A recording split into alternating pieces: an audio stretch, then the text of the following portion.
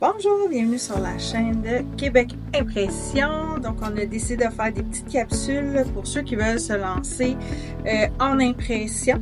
Donc, aujourd'hui, on commence par la sublimation.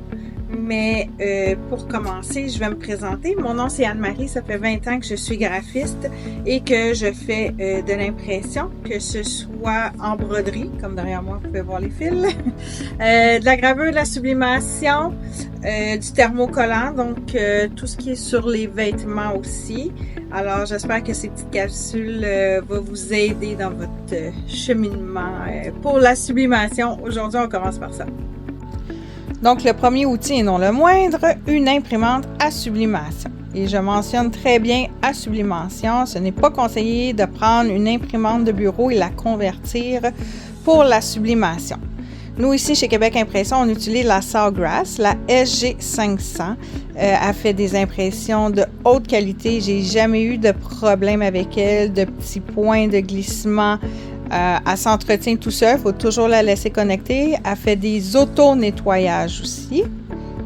Je sais qu'on peut convertir des Epson qui n'ont jamais été utilisés pour la sublimation, mais comme j'en ai jamais utilisé, je peux malheureusement pas vous donner de conseils là-dessus. Par contre, les Sawgrass sont vraiment faits pour la sublimation. Ensuite, nous avons besoin bien sûr de papier de sublimation. Donc ici, c'est simplement le recto verso, donc le recto qui est vraiment plus brillant et le verso qui est beaucoup plus pâle. C'est ici que va s'imprimer ma sublimation afin que je puisse transférer l'image. On imprime toujours en mode miroir la plupart du temps pour faire nos impressions en sublimation. Je vais mettre les liens aussi en commentaire si jamais vous avez besoin de papier de sublimation sous cette vidéo. Donc, nous sommes rendus ici avec de l'encre pour la sublimation. C'est très important que vous utilisez de l'encre à sublimation. Il y a plusieurs sortes. Nous, ici, vu qu'on utilise la Sawgrass, elle est comme ceci. Je sais qu'il se vend aussi des bouteilles, justement, pour des Epson qui seraient transformées.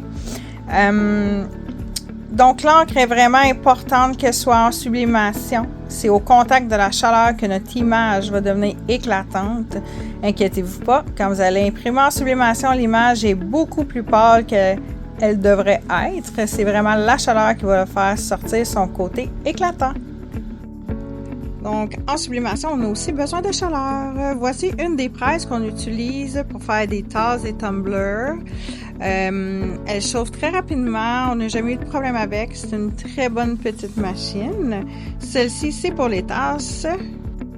Des petits accessoires pour moi qui est un peu indispensable, c'est vraiment des gants pour me protéger de la chaleur.